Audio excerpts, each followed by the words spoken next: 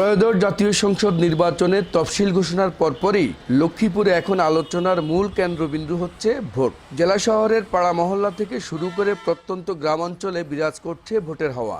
নির্বাচন ঘিরে ভোটারদের মাঝে যেমন রয়েছে উৎসাহ উদ্দীপনা, তেমনি রয়েছে এক ধরনের উদ্বেগ ও উৎকণ্ঠাও। প্রবীণ ভোটাররা বলছেন, একসময় ভোট ছিল উৎসব। নির্বাচনের আগের রাতকে ঈদের চাঁদ রাতের সাথে তুলনা করতেন তারা। সকল ভয়ভীতির ঊর্ধ্বে থেকে ভোটাধিকার প্রয়োগ করতেন ভোটাররা। কিন্তু সময়ের বিবর্তনে ও রাজনীতিবিদদের অগণতান্ত্রিক আচরণ ও নির্বাচনী ব্যবস্থার প্রশাসনিক কাঠামো ভেঙে পড়ায় ভোটের সে উৎসব আজ পরিণত হয়েছে ভয়ভীতিতে। তখন সাধারণ ভোটারদের মাঝে গ্রামে গঞ্জে প্রত্যন্ত অঞ্চলে যে আমেজ ছিল, সেটার কিছুই এ পর্যন্ত অদ্যবধি পরিলক্ষিত হয়নি।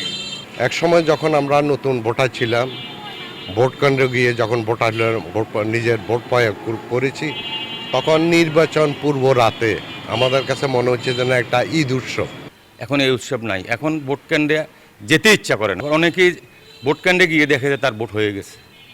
তো আগের ভোটের তুলনায় বর্তমান অবস্থা অনেক পরিবর্তন হয়ে গেছে।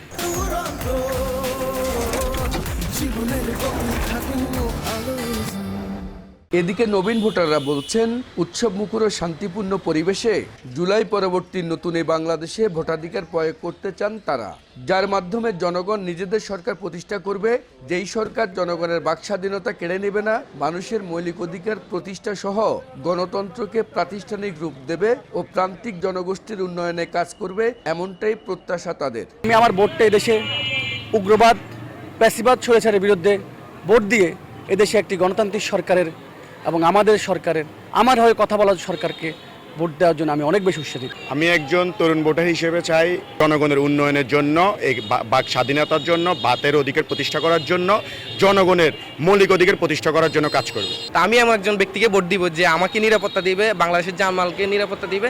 লক্ষ্মীপুরের 4টি সংসদীয় আসনে মোট ভোটার 16,39,464 জন।